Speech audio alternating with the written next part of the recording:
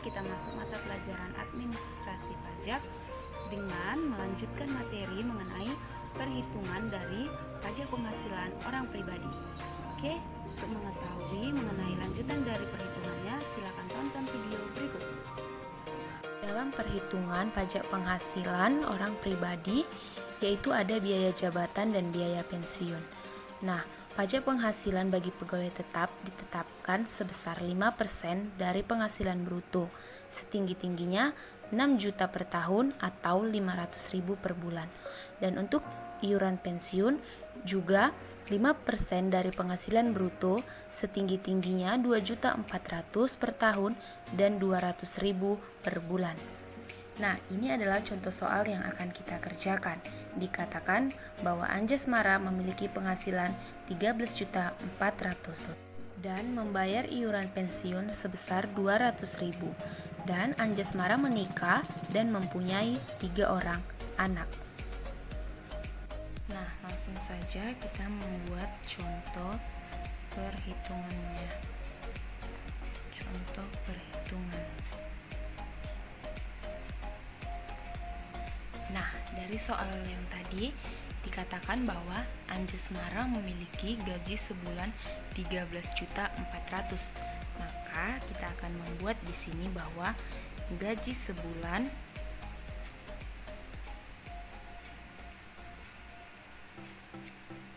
Rp13.400.000. Nah, kemudian kita akan melakukan pengurangan, di mana sebelumnya tadi kita sudah membahas mengenai biaya jabatan dan juga iuran pensiun. Nah, di sini dikatakan bahwa biaya jabatannya adalah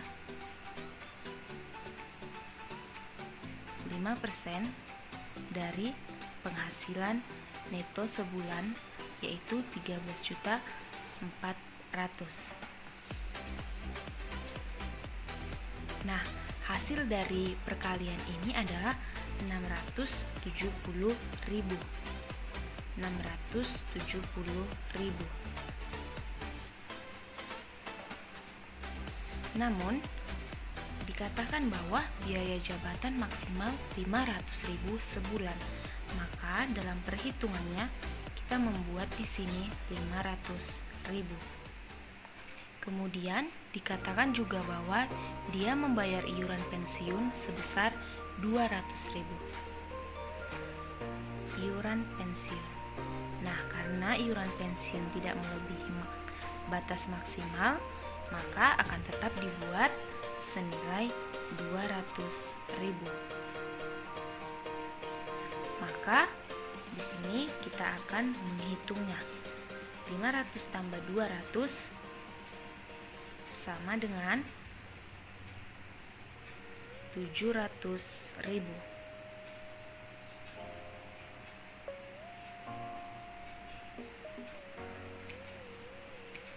Maka kita akan mengurangkan 13.400.000 dikurang 700.000, maka hasilnya adalah 12.700.000. Ini disebut penghasilan neto sebulan. Penghasilan neto sebulan. Nah, selanjutnya kita akan mencari penghasilan neto setahun. Maka untuk mendapatkan penghasilan neto setahun,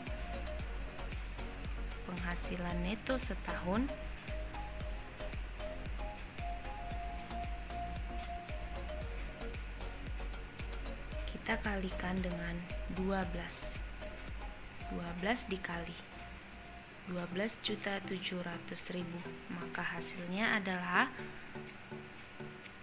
152.400.000. Nah, selanjutnya kita akan mencari PTKP setahun. PTKP setahun. Dikatakan bahwa Anjasmara telah menikah dan memiliki 3 orang anak. Maka Di sini yang pertama kita buat adalah wajib pajak pribadi. Wajib pajak pribadi adalah 54 juta. Kemudian status kawin.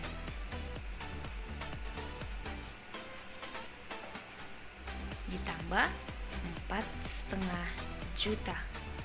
Kemudian dikatakan bahwa dia memiliki 3 tanggungan atau 3 orang anak.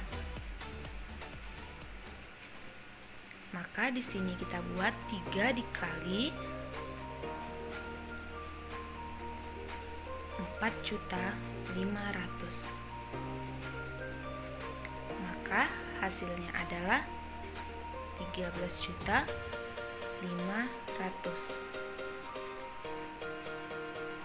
Nah, selanjutnya PTKP ini akan kita jumlahkan, yaitu penjumlahan dari ini tambah ini dan tambah ini adalah hasilnya senilai 72 juta.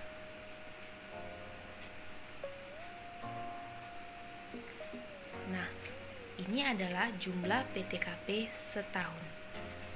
Jumlah PTKP setahun Anjasmara. Kemudian selanjutnya ketika kita sudah mendapat PTKP, selanjutnya kita akan mencari penghasilan kena pajak. Penghasilan kena pajak yaitu atau sering disebut dengan PKP. Hasilnya adalah 152.400.000.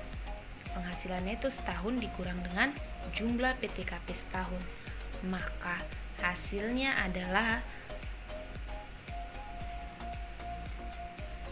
80.400.000.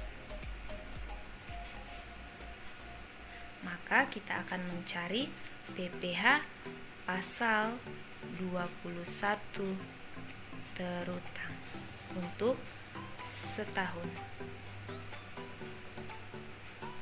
yaitu dengan menggunakan tarif pajak yang tadi sudah Ibu jelaskan, yaitu 5% dikali dengan 50 juta. Hasilnya adalah 2,5 juta.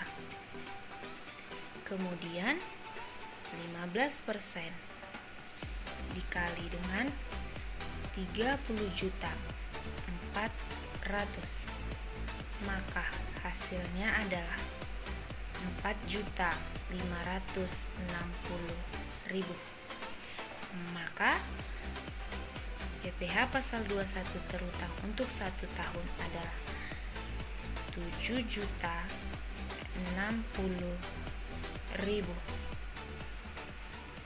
Untuk mencari PPh pasal 21 terutang sebulan, pasal 21 terutang sebulan